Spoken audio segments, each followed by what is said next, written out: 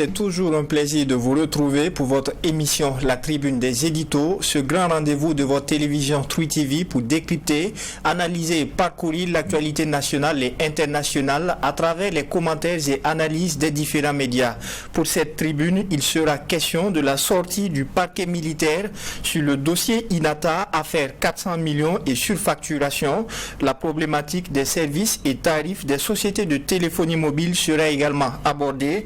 Aussi, l'adoption en Conseil des ministres du décret portant mobilisation générale et mise en garde qui sera aussi abordée. Et enfin, il sera question de la crise sécuritaire au Mali entre médiation à Kidal et sursis pour Ménaka.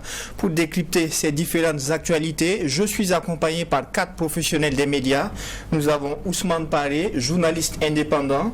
Nous avons également Michel Nana, rédacteur en chef délégué des éditions Le Pays. Nous avons Daouda Kinda, journaliste au quotidien. Et enfin, Omar Salia, journaliste à Aujourd'hui au Faso. 2 ans après le drame d'INATA, le parquet militaire communique enfin. Le parquet annonce que plus d'une quarantaine de militaires de la gendarmerie nationale et de la chaîne de commandement opérationnel a été entendus. Alors, Ousmane Paré, que pensez-vous de cette sortie du parquet militaire sur le cas d'INATA? Je crois que c'est une bonne chose, cette volonté de communiquer. On l'a très souvent reproché aux institutions, notamment donc pour ce qui relève du judiciaire. Il y a beaucoup de dossiers, il y a beaucoup de tapages, mais on ne sait pas du tout comment ça évolue. Donc pour moi, c'était une très belle chose qu'on puisse avoir ce point. Et même si, comme d'habitude, en pareille circonstance, ça laisse beaucoup plus d'interrogations que ça n'apporte de réponses. Mais c'est quand même bien, justement, qu'on sache que le dossier est au niveau du parquet. Le dossier, donc, suit son cours, comme on le dit. Et que surtout, il y a des actes qui ont été posés, des gens qui ont été entendus. Eu 2 rapports qui ont été rejetés. Voilà, justement, donc on sait au moins que ça avance un peu, même si, comme je le disais, il y a toutes ces interrogations qui subsistent. Et la dernière, la plus importante, c'est quelle sera l'issue justement de cela quand on regarde un peu les implications. En tout cas, je salue cette sortie. On attendra, on espère tout simplement que ça va aller jusqu'au bout. D'accord. Alors, sur ce communiqué, le journal Le Quotidien a intitulé son édito « Les travaux d'Hercule du parquet militaire ». Pour ce qui concerne d'abord l'affaire d'INATA, quelle est l'analyse de votre journal dans l'édito? Il faudrait rappeler d'abord que l'attaque d'INATA, là, quand même, ça a créé l'émoi au sein de la société burkinabé. C'est une attaque qui avait causé la mort de 57 personnes. Et lorsque le drame est survenu, on a tout entendu, on parlait de problèmes de ravitaillement, des conditions de vie déplorables de ces militaires de la gendarmerie là. Et lorsque ce drame là est survenu, il faut le rappeler, ça a été l'un des arguments quand même pour le renversement du régime du président Roch Marc Christian Kaboré, puisque beaucoup pensent en tout cas que ça a précipité le coup d'État du 24 janvier 2022. Et lorsque le procureur est sorti quand même 2 ans après, c'est déjà très bien, comme mon confrère l'a relevé, parce que beaucoup de Burkinabés se disaient que comme c'est des militaires qui sont au pouvoir, c'est pas sûr qu'on aura la lumière, en tout cas tout de suite, sur cette affaire. Peut-être attendre quand les militaires vont quitter le pouvoir, peut-être qu'un pouvoir civil allait venir et essayer de faire la lumière sur ça, ou bien même si un civil venait, il n'a pas peur, comme c'est des militaires, on allait éteindre ce dossier-là, en tout cas ne pas juger l'affaire. On se rappelle que il y a un rapport qui avait été commandité par Roch Marc Christian Kaboré, mais ce rapport-là est resté sous le manteau. On ne sait pas jusqu'à aujourd'hui le contenu, en tout cas, de ce rapport-là. 2 ans après, on poursuit. Il y a eu poursuite contre X pour plusieurs faits, notamment mise en danger de la personne d'autrui et abstention de porter assistance à une personne en péril et refus d'obéissance. Donc, le fait que d'abord le procureur, le parquet militaire sorte quand même rassurer l'opinion nationale que la justice travaille sur ce dossier-là et qu'il y a une quarantaine de personnes qui ont été entendues, une quarantaine de personnes non seulement sur la chaîne de commandement, mais aussi les militaires de la gendarmerie. Donc puisque la justice, c'est des étapes, on ne peut pas se lever comme ça. Peut-être en cas de flagrant délit, peut-être qu'on peut juger sur place, mais quand c'est des faits comme ça, ça nécessite parfois plusieurs mois ou plusieurs années d'enquête. Donc, nous disons que la justice prend son temps, certes, mais déjà qu'on rassure l'opinion nationale et internationale que non, on n'a pas enterré le dossier et ce dossier-là ne va pas rester dans les oubliettes. On va tout faire pour faire la lumière sur ça. C'est ce qui est à saluer et c'est ce que nous, au journal Le Quotidien, nous saluons et nous avons, à travers notre édito-là, interpellé toujours, exhorté la justice à continuer dans cette dynamique-là, de sorte que ce dossier-là ne soit pas enterré, de sorte que, parce qu'il y a eu quand même des dossiers au Burkina Faso qui ont duré, on n'a pas, par manque de volonté politique, on enterre parce qu'on pense que non, c'est sensible,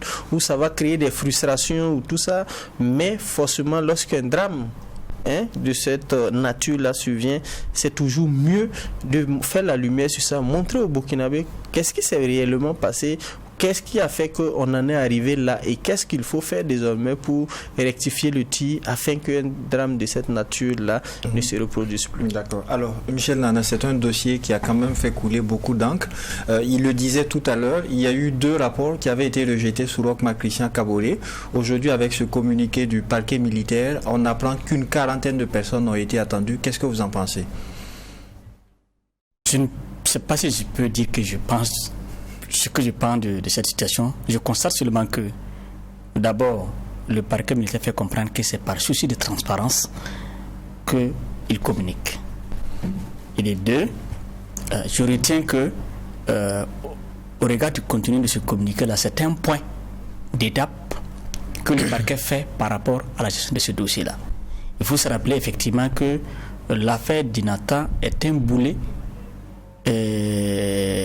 pour les régimes qui se sont succédés, Iroc, Idamiba et Ibi, et c'est aussi un boulet pour l'armée et pour lequel il faut forcément faire en sorte que la justice soit faite et que la vérité soit dite.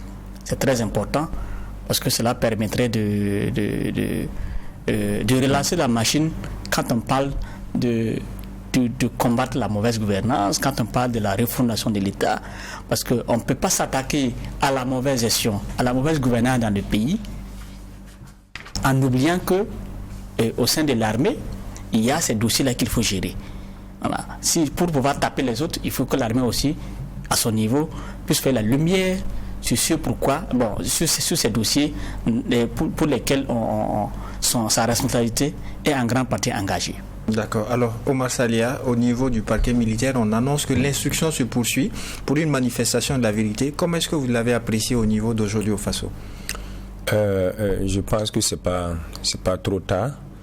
Ce communiqué du parquet militaire. Et je pense que c'est dans un souci de transparence, c'est très bien quand même d'informer le peuple, les Burkinabés de façon générale. Et quand on sait que l'armée ne communique pas assez, c'est pas le fort de l'armée de communiquer, et c'est pas pour rien on l'attribue le nom de grande muette parce que elle ne communique pas assez. Alors, ce qui concerne Inata, je pense que c'est un dossier très brûlant qu'il faut impérativement communiquer. Il y a eu 2 rapports qui ont été rejetés sous Roch. On ne sait pas pourquoi ces rapports ont été, même si on dirait qu'il y a certains éléments qui n'étaient pas bien détaillés. Je pense que cette fois-ci, c'est la bonne, puisqu'il y a 40, en tout cas, personnes qui ont été entendues. Et nous souhaitons que cela se poursuive et que la vérité soit dite. Parce que quoi qu'on dise, et mon confrère vient de le dire tout à l'heure, On ne peut pas vouloir une refondation de la nation. On ne peut pas vouloir cultiver le patriotisme, l'intégrité, et en étant dans la mauvaise gestion. Donc, le dossier Inata, c'est bien, ça doit se poursuivre, l'enquête doit se poursuivre. Ceux qui sont coupables vont répondre, mais il ne faut pas oublier qu'il faut aller au-delà aussi de trucs qu'on appelle ça. Et il faut que la justice, de façon générale, aille aussi sur certains dossiers qui jusqu'à présent n'ont pas été élucidés ou bien tardent à trouver des enquêtes appropriées pour que l'instruction prend parfois du temps. Donc, oui, ça prend du temps, mais c'est bien souvent aussi de communiquer, parce que quand on ne communique pas, même si c'est des petits communiqués pour dire bon, le dossier à tel niveau, le dossier à tel niveau, ça rassure un peu l'opinion, parce que quand par exemple vous voyez le charbon fait, le dossier charbon fait, jusqu'à présent moi personnellement je ne sais pas à quel niveau nous sommes avec le dossier charbon fait. D'accord. Alors que bon, c'est mieux aussi de communiquer. Lorsqu'on communique, le peuple est aussi rassuré, on sait qu'il y a un travail. Il y a un travail qui est fait, en tout cas au préalable. D'accord. Alors, Ousmane Paré, il n'y a pas eu que le dossier Inata. Il a aussi été question de l'affaire des 400 millions qui avait été révélée par nos confrères de l'événement, aussi de l'affaire de surfacturation au niveau des motos à Loba. Qu'est-ce que vous en pensez? Oui, je crois que c'est toujours dans la même logique à apprécier cette démarche de communication du parquet militaire et en même temps aussi rappeler que ce que les confrères ont fait, c'était pas aussi du négatif, comme des gens ont essayé de nous faire comprendre. Et comme on le dit, il n'y a pas de fumée sans feu, et qu'il y avait un fond, et ça ressort clairement dans le communiqué du parquet militaire par rapport donc à la gestion de ce montant, la provenance surtout de l'argent. Et ça renvoie, je crois que lors du procès du DG de la LONABE, dans la lettre que l'ancien président Damiba avait adressée, ça ressortait clairement donc cette affaire de 400 millions. Il y a l'usage qui en a été fait, ce qui peut-être met aussi un peu mal à l'aise dans la lecture du communiqué. On a l'impression qu'on essaie de dissocier un peu les 400 millions de l'affaire des VDP, alors que quand vous lisez le journal, c'était des éléments qui étaient connectés, où on essayait de nous faire comprendre que c'était de l'argent qui avait été mobilisé pour des volontaires pour la défense de la patrie qui se plaignaient, et justement malheureusement parce qu'ils n'ont pas reçu cet argent. Mais dans le communiqué, on voit qu'il y a un 400 millions qui a servi à équiper, et on parle des VDP sans donner véritablement d'explication par rapport justement au lien qu'il peut y avoir entre les deux éléments. Mais qu'à cela ne tienne, je crois que la suite de l'enquête, le procès certainement va nous situer dans ce qui s'est passé concrètement. Moi je salue cela, et encore une fois je salue aussi le travail qui a été fait par les confrères, parce que il va falloir à un certain moment, je crois que c'est la preuve aussi que le parquet nous donne, que il faut, quand ça ne va pas, qu'il y ait des gens qui aient le courage de poser les problèmes et de laisser tout simplement la justice faire son travail. Ça permet de lever un peu les suspicions. Sur le journal en a parlé, c'est qu'au niveau, par exemple, d'une certaine couche de la population, il y avait des bruits, ça parlait, il y avait des gens qui n'étaient pas contents. Et quand la justice intervient, c'est ça aussi la séparation des pouvoirs, ça permet de situer les faits et de dire concrètement qui a fait quoi. Voilà l'argent que vous croyiez et que ça devrait vous revenir. Ça ne vous était pas destiné, mais c'était. En ce moment, tout le monde est content. Tout le monde est quitte. Contrairement au discours justement qu'on avait tenu dans le passé, qui consistait à faire croire aux gens que c'est parce que justement les journaux en ont parlé que ça a créé des soucis au niveau du front. Je ne pense pas que ce soit le cas. S'il y avait eu de l'argent et que des gens en ont parlé, c'est d'avoir tout simplement le courage d'expliquer clairement les choses, et on n'en serait pas là. Donc je crois que tout ce que nous attendons, c'est qu'on puisse en savoir davantage sur l'ensemble de ces éléments. Et l'autre chose, que dans ce contexte où nous sommes, que les gens se disent que l'argent, en fait, aucun franc ne peut être détourné. Et que si c'est détourné, on doit pouvoir expliquer pourquoi l'argent n'est pas allé là où ça devrait aller, mais voilà où c'est allé, et ça rassure tout le monde. D'accord. Alors, Michel Nana, sur cette affaire des 400 millions, finalement, le parquet militaire communique en disant que cette somme a été utilisée dans le cadre de la lutte contre le terrorisme. Beaucoup de choses ont été dites contre l'événement en son temps.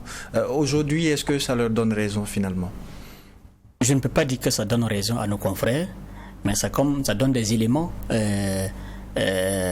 qui font comprendre que le journal n'a pas inventé entre quatre murs le sujet ou bien le problème qui a été relevé.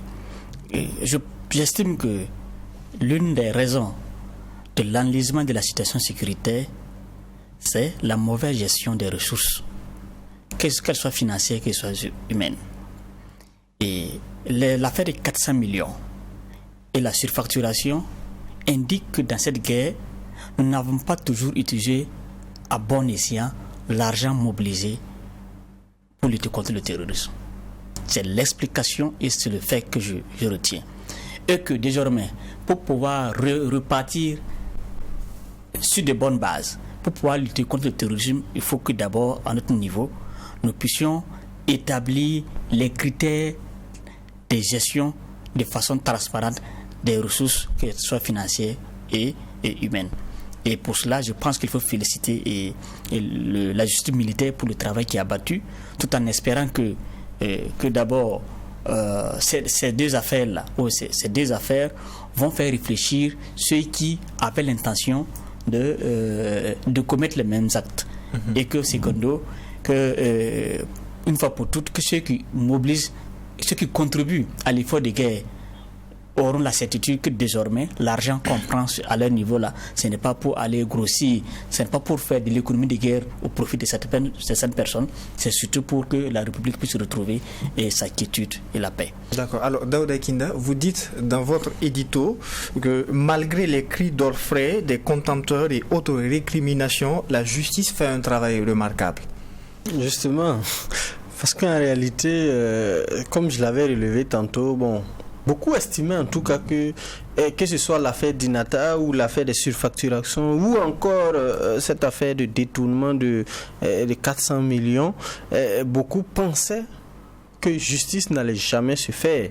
Mais aujourd'hui quand même, la justice met le doigt sur cela et relève que non, ça ne dort pas.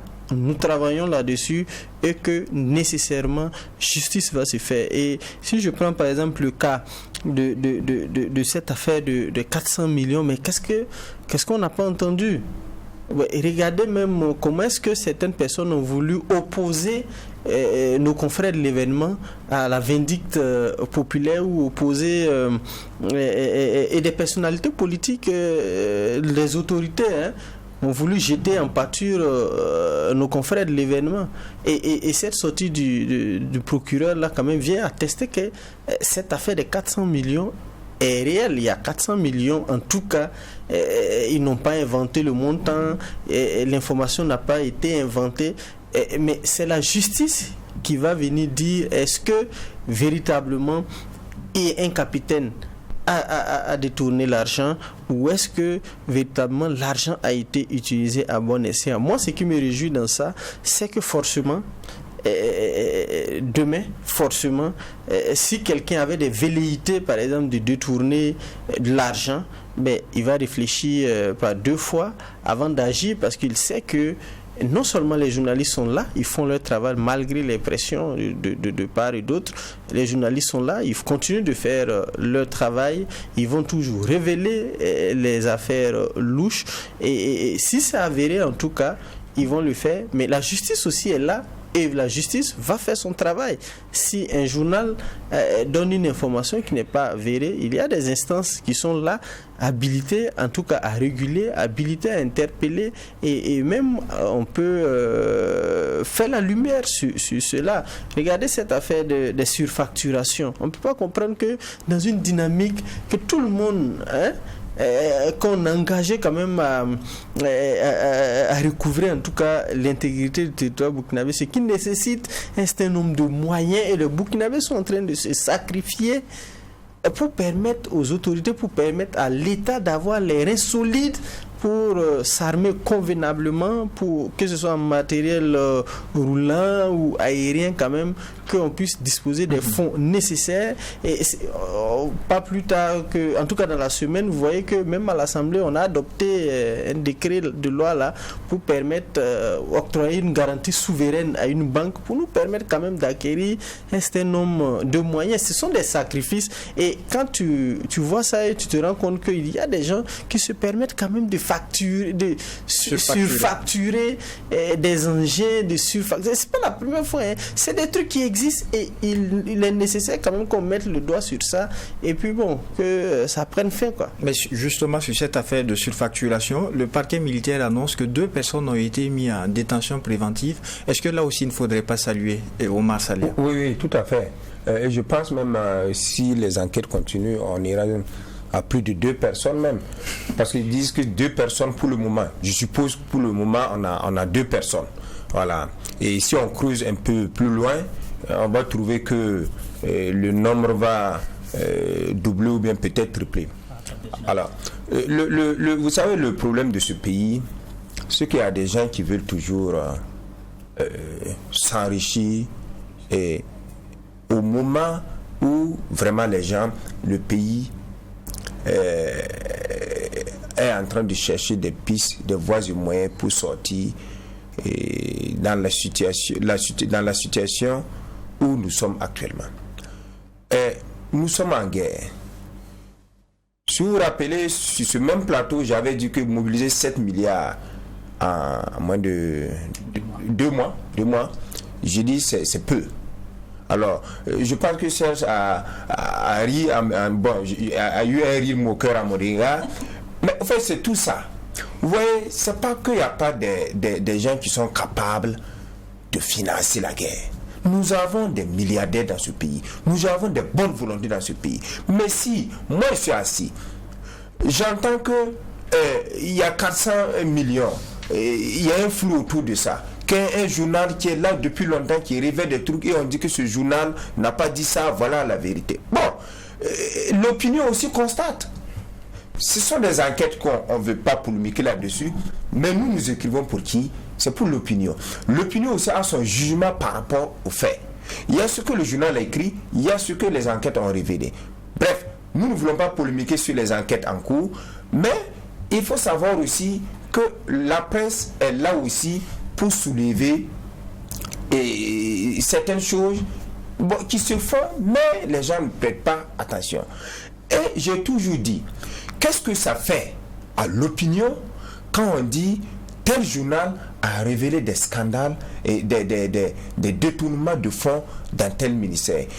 Qu'est-ce que ça fait par exemple à l'opinion quand on dit voilà, tel ministre ou tel député a volé tant de millions? Maintenant, et c'est à l'opinion maintenant de juger maintenant. Donc pour revenir sur le cas des surfacturations, je pense que c'est des trucs à punir sévèrement et à poursuivre même les enquêtes. Peut-être que nous allons aller un peu plus loin et voir des choses que nous ne pensons pas que voilà, c'est sur le peu. Donc, et ça aussi, ça peut motiver ceux aussi qui veulent financer l'effort de guerre de pouvoir quand même financer.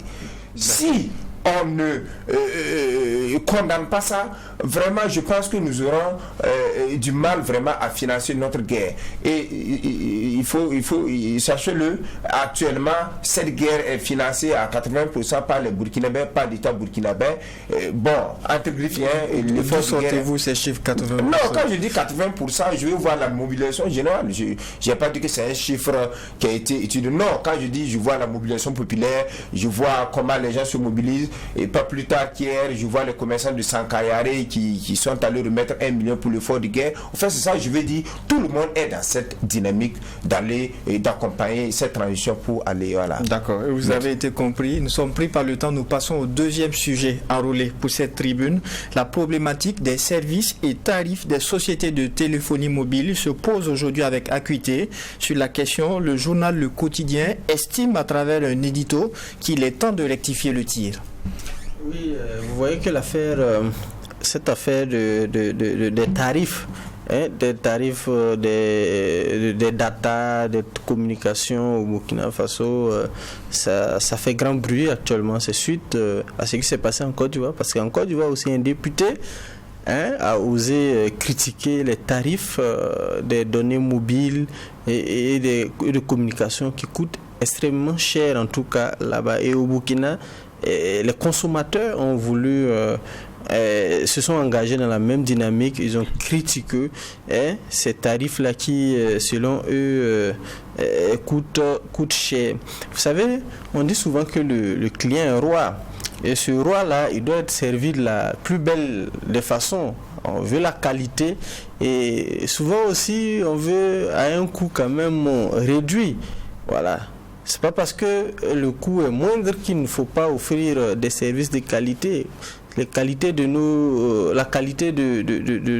différents opérateurs aujourd'hui laisse parfois à désirer. Il suffit de sortir un peu hors de la capitale, vous vous rendez compte que parfois tu as du mal à appeler, même à Ouagadougou aussi, il y a des quartiers où tu as du mal à appeler, à avoir la connexion, ce qui est déplorable.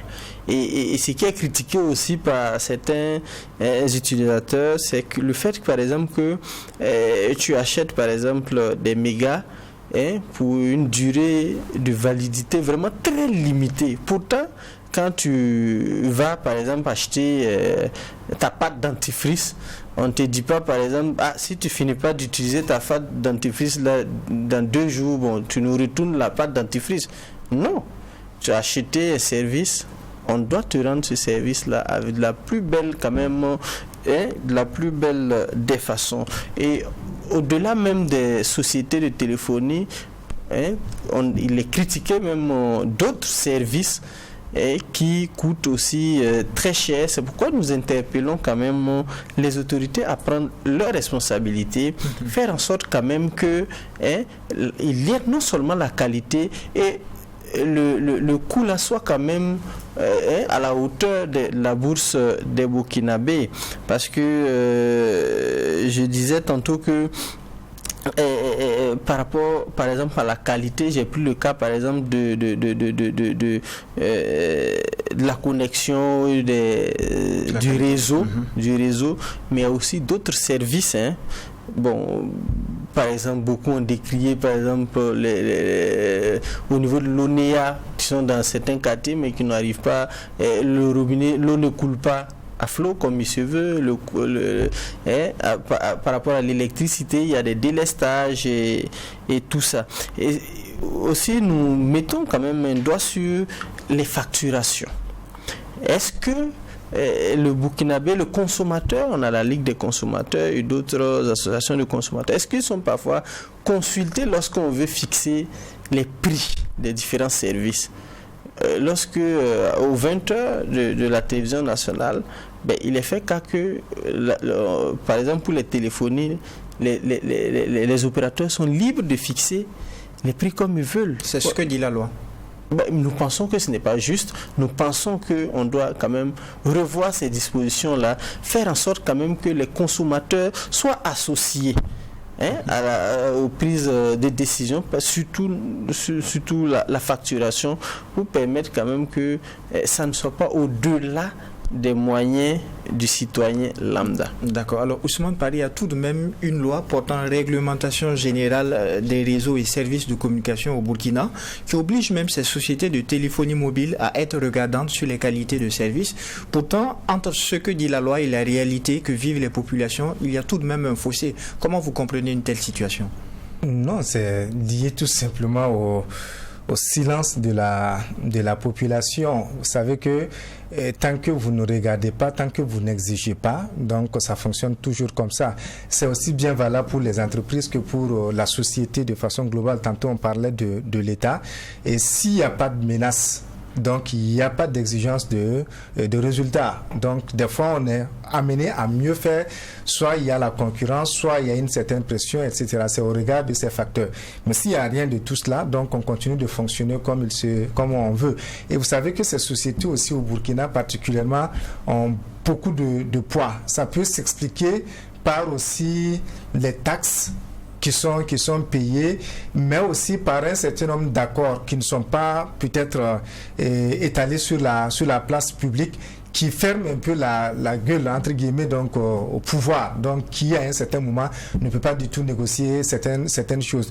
Et je crois que c'est surtout l'occasion pour d'abord nous, en tant que journalistes, de nous intéresser justement à ces questions-là, en contrepartie, en fait, quels sont les accords, je ne dirais pas secrets, mais en contrepartie, qu'est-ce que l'État gagne, qu'est-ce que même des individus gagnent, donc dans ce fonctionnement, dans toutes ces ressources-là que ces sociétés engrangent, mais aussi de voir un peu comment est-ce que ça fonctionne, et établir peut-être la facturation. C'est vrai, on fait la comparaison avec les pays côtiers, mais au-delà de tout, vous savez que dans nos pays, ces sociétés aussi gagnent beaucoup. Si vous revenez dans ce cas spécifique, on sait que dans le passé, il y a des organisations qui sont créées pour exiger, là-bas, c'était même pas forcément au niveau des coûts, de la qualité, parce que la qualité n'y est pas du tout, et vous avez vu qu'aucune de ces luttes-là n'a abouti. Ce qui est paradoxal, c'est que c'est la société, les structures qui sont chargées justement d'être du côté des consommateurs, du côté de la population pour exiger la qualité, qui essaie de dédouaner les téléphonies mobiles. C'est assez paradoxal. Et la dernière fois, quand vous écoutez l'ARCEP, ça a toujours fonctionné comme ça. L'ARCEP essaie d'organiser souvent des cas de rencontres, même avec des journalistes, pour essayer d'en parler. Mais on a toujours l'impression que c'est l'ARCEP qui a peut-être sa main dans la bouche donc, des téléphonies mobiles, donc qui évite d'aller jusqu'à un certain nombre de choses. Quand vous prenez des éléments rapidement sur lesquels l'ARCEP aurait pu être exigeante, intransigeante, c'est d'abord par exemple la question de la qualité. Vous avez une communication de très mauvaise qualité pour la plupart des structures. Vous avez une connexion qui n'est pas de bonne qualité. Quand je parlais donc de la qualité, c'est au niveau de la communication. Et très souvent, quand vous quittez Ouagadougou et Bobo Dioulasso, même pour vous connecter, vous avez des difficultés. Pour appeler, vous avez des difficultés. Vous avez un problème très simple que les gens ont toujours posé, c'est la question par exemple des messages qu'on reçoit. C'est intempestif. Des fois, on vous facture, vous ne savez pas sur quelle base. Il y a les appels. Quand vous appelez, on dit qu'il y a la musique d'attente. Personne ne sait comment ça se fait. Des fois, vous ne souscrivez même pas à une musique, mais vous avez une musique et vous êtes régulièrement facturé. Et vous avez beaucoup de facturations comme ça.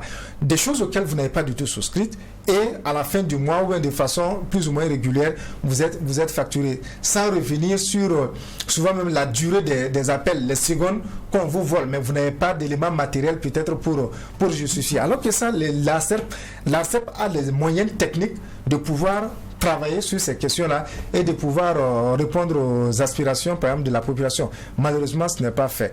Et ce qui a manqué ici aussi, je crois qu'on a peut-être beaucoup plus imité ce qui s'est passé en Côte d'Ivoire. Donc, ça fait que la lutte, ça peut avoir du mal à porter des fruits. Vous avez vu que tout de suite, l'ARCEP a annoncé une rencontre avec les responsables et ils ont dit tout simplement que pour ce qui concerne les bonus, ils vont revoir, etc.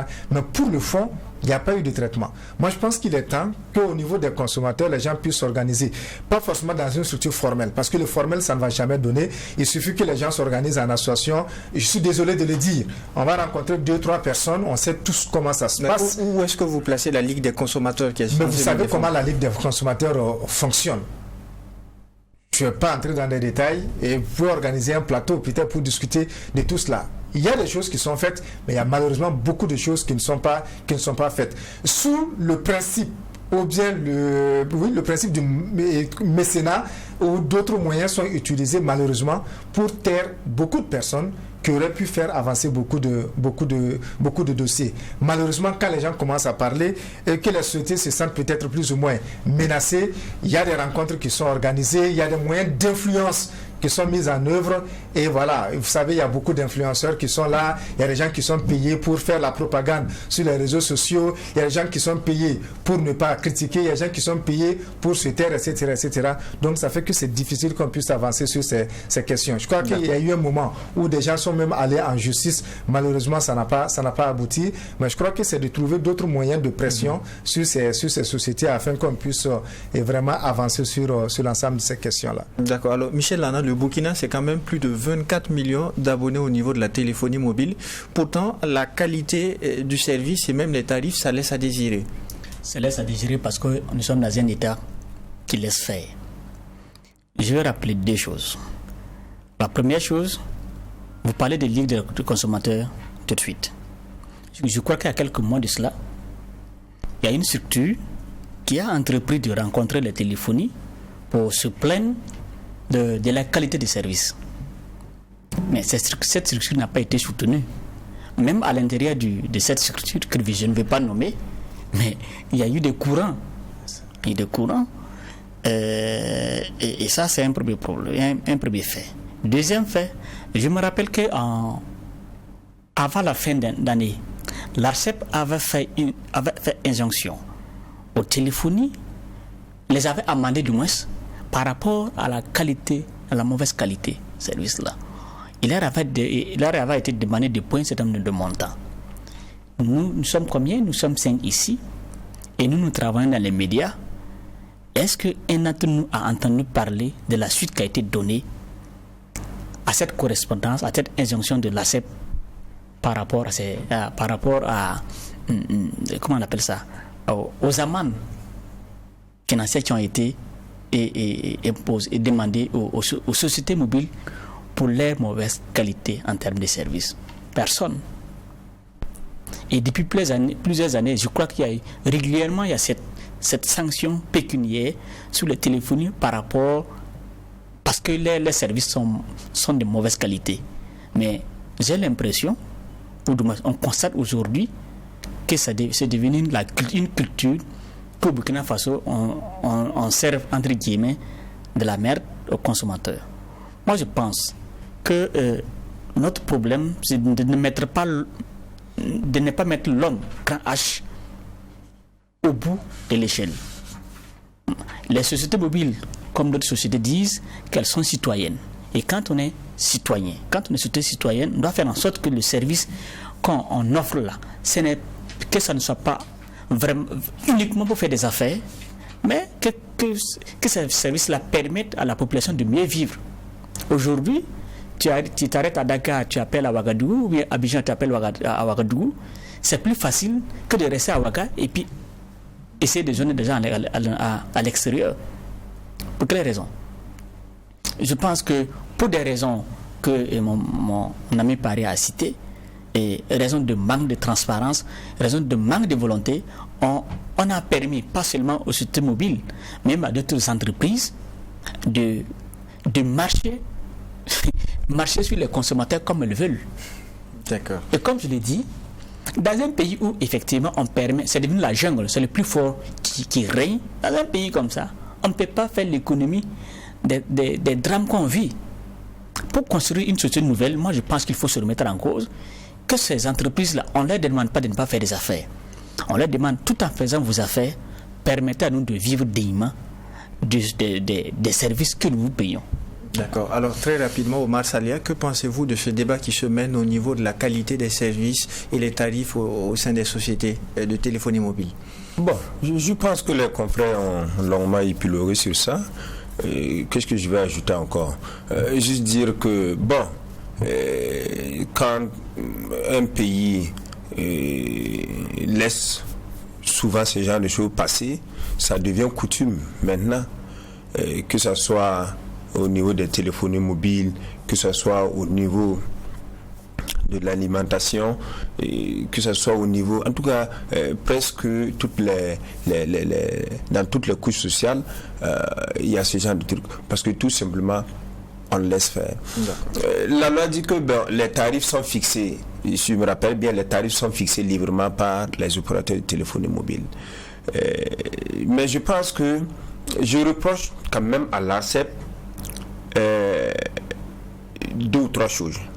Par exemple, d'abord la qualité.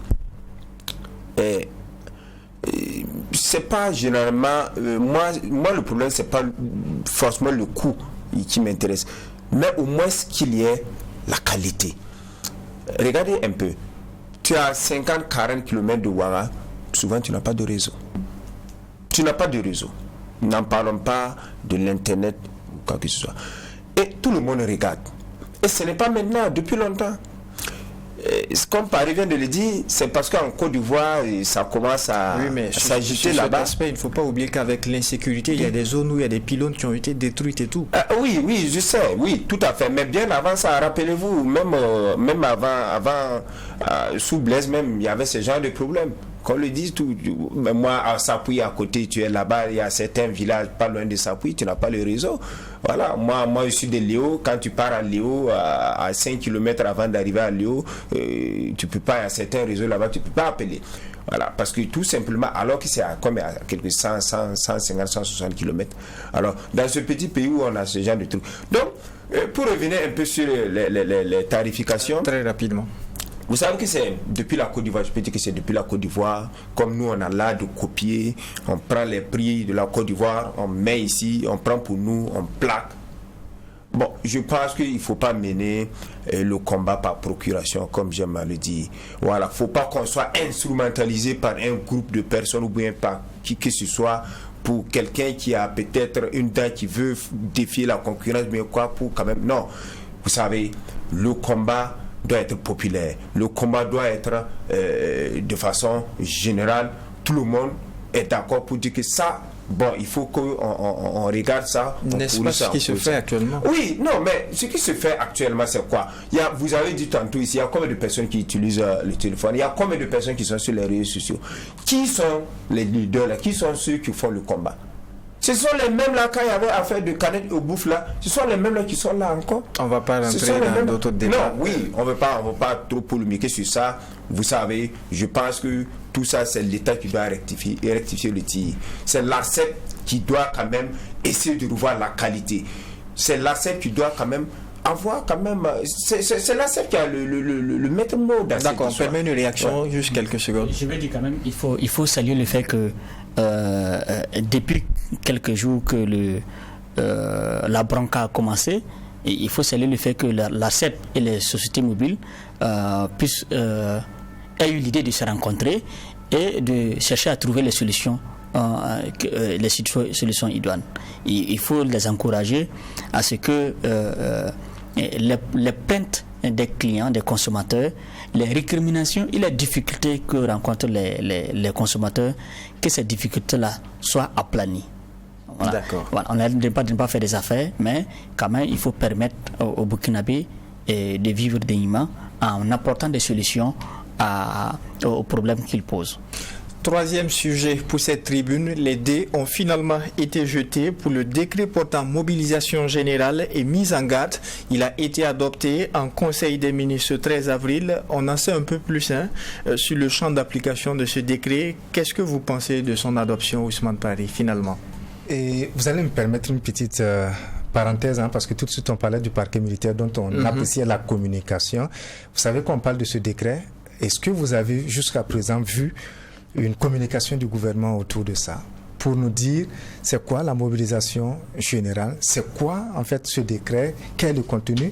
Il a fallu d'abord que le document quitte d'abord au niveau du Conseil constitutionnel qu'on retrouve sur les réseaux sociaux, sans que véritablement on puisse nous dire à quoi est-ce qu'il faut s'attendre, comment est-ce que les choses vont fonctionner. Moi, c'est d'abord en fait le malaise que j'ai quand je vois un peu ces éléments, parce que ça nous plonge dans une situation quand même assez profonde par rapport à la crise que nous sommes en train de traverser. Il y a des localités où on a décrété l'état d'urgence, où il y a des choses qui sont en train d'être mises en œuvre, mais là, ça va encore beaucoup plus loin et ça concerne tout le monde. Donc, en pareille circonstance, je pense que le mieux, c'était d'abord de mieux organiser la communication autour de la question, même s'il y a eu un ballon d'essai avec ce qui s'est passé à Kaya, voilà, avec le nommé Boukari. Donc, je crois que ça s'inscrivait déjà dans cette logique-là. C'était déjà l'application. Non, c'était déjà ça. Donc, pour voir un peu comment est-ce que les gens vont réagir à cela. Les gens ont bien réagi parce qu'il y a une certaine opinion, je ne dirais pas opinion dominante, parce qu'il y a plusieurs opinions, qui a apprécié, bon, il n'y a pas eu de contestation en tant que tel, en tout cas pas de façon majeure, donc on s'est dit que ça peut aller. Mais en même temps, on sait qu'en contexte de guerre, il faut revoir les habitudes. On est tous d'accord, on ne peut pas continuer à fonctionner comme avant, mais il faut un minimum, en fait, en termes de communication, pour rassurer les populations de la direction qu'on veut prendre, pour ne pas donner l'impression qu'il s'agit de vengeance ou qu'il s'agit de faire taire en réalité des voix. Parce que vous savez que ça intervient dans un contexte où des voix s'élèvent de plus en plus pour dire qu'il ne faut plus dire ce qui ne va pas, mais que tout le monde doit à l'unisson applaudir. Donc ça va, on applaudit, ça ne va pas, on applaudit. J'ai même vu des gens dire qu'ils sont très contents d'être manipulés dans ce contexte-là. Donc quand on veut s'inscrire dans cette logique, je crois que ce n'est pas forcément dans ça qu'on va réussir la guerre. Donc pour moi, il faut un minimum de communication pour pouvoir mobiliser l'ensemble des acteurs vers la destination où on veut aller. Donc pour moi, ça a beaucoup manqué. Et l'autre chose qu'on va demander, c'est aussi que toutes les précautions soient prises pour éviter les dérives.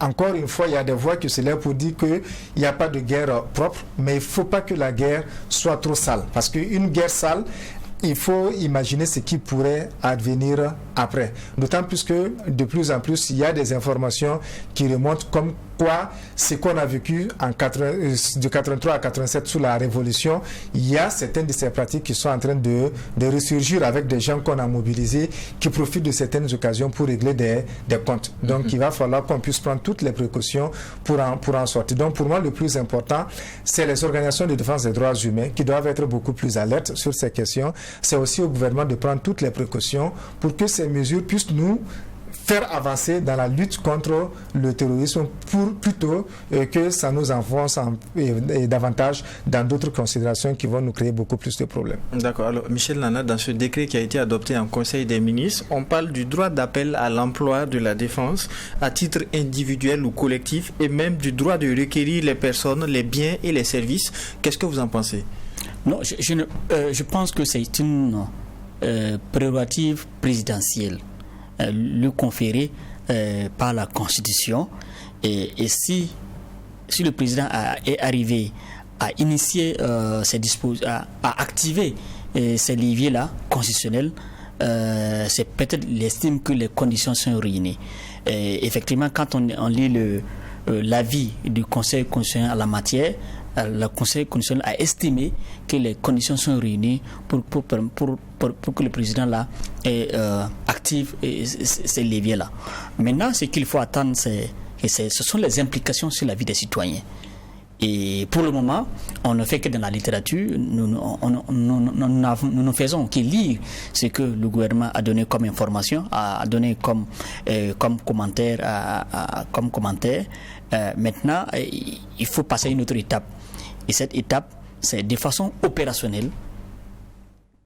Qu'est-ce qui va être fait sur le terrain?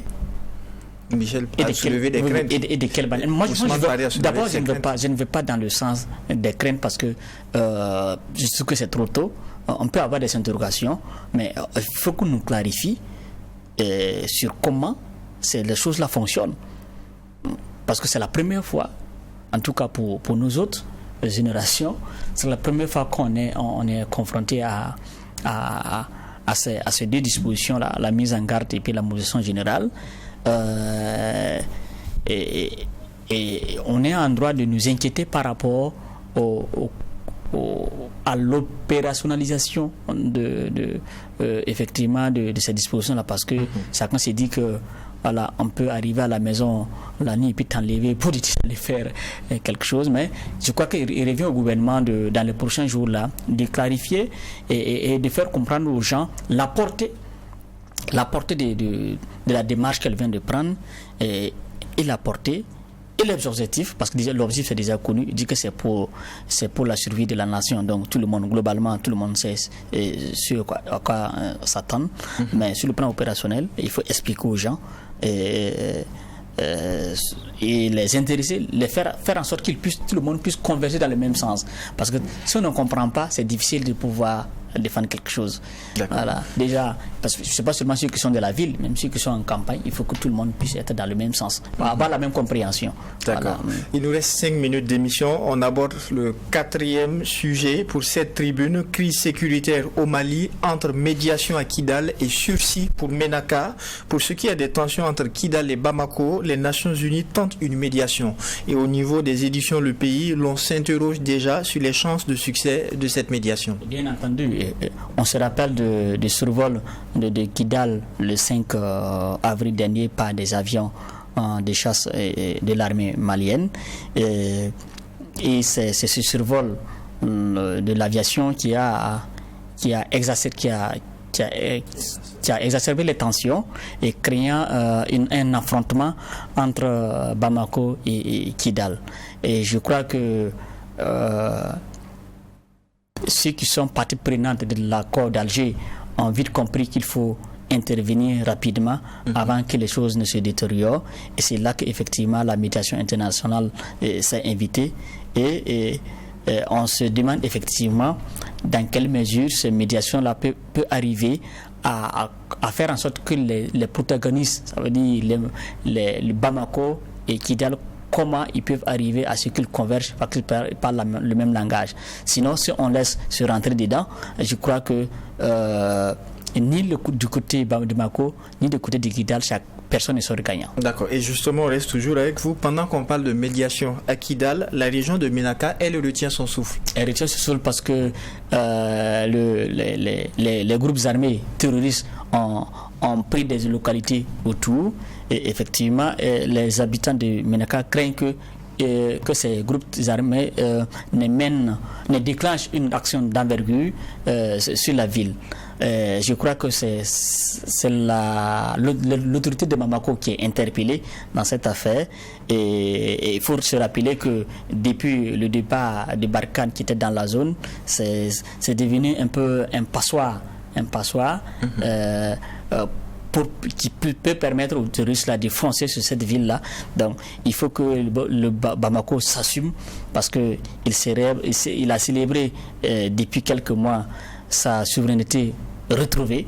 Et il faut que Bamako montre là en bandant les muscles face au groupe terroriste qui risque de bien sûr tomber sur Ménaka. D'accord, alors très rapidement, Omar Salia, vous au niveau d'aujourd'hui au Faso, vous êtes intéressé à la libération du journaliste malien qui avait été enlevé et vous dites merci à Sabaraka et à la pression de l'opinion.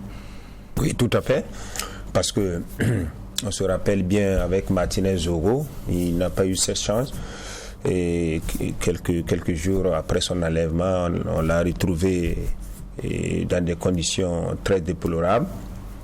Mais en ce qui concerne le journaliste malien, on voit qu'il a été retrouvé sain et sauf. Après 5 jours d'enlèvement. D'enlèvement, tout à fait. Alors, que dira encore, sauf remercier Dieu et la baraka, pour dire tout simplement qu'il est chanceux. Voilà, parce que jusqu'à présent, on ne sait pas il a été enlevé par qui ou bien par quel groupe d'individus, pour quelle fin et pourquoi. Donc, on attend. D'accord. Alors, très rapidement, médiation à Kidal, tension au niveau de Ménaka. Qu'est-ce que vous en pensez? C'est aussi valable pour nous. Moi, j'insiste sur le diagnostic parce que quand on déplace les problèmes, on n'y trouve pas de solution. Vous avez vu qu'on a toujours mis le problème, c'était la France. Je ne dis pas que la France est blanche dans cette affaire. Tout le monde sait le rôle qu'elle a joué par rapport au statut de Kidal aujourd'hui qui pose sérieusement problème. Mais je me dis que les autorités maliennes auraient dû prendre le temps de bien réfléchir parce que en plus de Kidal, qui devrait être pour Bamako depuis 2014, qui ne l'est pas, c'est là je souriais. Et quand Michel parlait de Bamako et de Kidal, en principe, ça va être Bamako tout simplement, mais Kidal, c'est une entité à part que jusqu'à présent, les militaires maliens n'arrivent pas à reconquérir. Malheureusement, Ménaka est en train de tomber parce que même s'ils n'ont pas encore Ménaka, il y a beaucoup d'autres localités autour qui ont déjà été prises, alors que Barkhane permettait justement de sauvegarder ces positions-là. Donc la crainte aujourd'hui, si Kidal, en plus de Kidal, si Ménaka tombe, en réalité, qu'est-ce qui reste de Bamako, si je prends le grand ensemble? Donc, je crois qu'il va falloir qu'à un certain moment, même moi, je ne craignais pas qu'il y ait affrontement, parce que c'est ce que les militaires ont dit. Ils sont venus pour donner au Mali sa souveraineté. Moi, je m'attendais qu'ils aient le courage d'affronter, et comment dirais-je, d'attaquer Kidal et de faire sortir, comment dirais-je, les rebelles au prix, quel que soit le prix qu'il fallait payer. Parce que le problème véritablement aujourd'hui, c'est ça. Parce que le problème du Mali, contrairement peut-être au cas de Burkina, c'est qu'il y a des localités qui sont sous le contrôle des groupes terroristes. Donc, pour que le Mali puisse avoir sa souveraineté, il faut faire venir ces éléments. Les accords, on en parle tout le temps, mais ça ne fait pas du tout avancer les choses. Donc, on espère que le moment viendra où le Mali va vraiment recouvrer sa souveraineté. D'accord. Fin d'émission. Daouda Kinda, un mot par rapport à la médiation à Kidal et les tensions au niveau de Ménaka. En fait, moi, je voudrais très rapidement rappeler que c'est depuis la fin de l'année, depuis fin décembre, que quand même la quasi-totalité des groupes armés maliens, en tout cas du Nord, ce qu'on appelle les ex-rebelles, là, beaucoup de groupes armés avaient décidé quand même de suspendre leur participation. D'accord, ils dénoncent en quelque sorte l'absence de volonté politique des autorités maliennes quand même de mettre en œuvre les différents points de cet accord-là. Donc cette rencontre-là, cette médiation internationale a quand même permis de proposer des pistes de solutions pour permettre aux différentes entités là quand même de trouver un point de convergence, faire en sorte que quand même on ne parle que du Mali. Mais même si c'est pas officiel, on retiendra que quand même on parle par exemple de l'opérationnalisation de la commission ad hoc sur la chaîne de commandement des forces armées, ce qui est un point sensible. Lorsqu'on va reconstituer l'armée, quels sont les grades? Est-ce que les ex-rebelles vont garder leur grade ou est-ce qu'on va les dégrader ou qu'est-ce qu'on fait? C'est tout ça. Donc, mais il faudrait que quand même les différentes entités puissent s'asseoir et repartir. Sinon, s'il y a des regains de tension, je ne pense pas que c'est à l'actif ou à l'honneur des autorités maliennes. D'accord. Point final pour ce numéro de votre émission La Tribune des Éditos. Merci aux équipes techniques. Merci à vous qui l'avez suivi. On se retrouve, Dieu voulant, le week-end prochain pour un autre numéro. Mais d'ici là, portez-vous bien.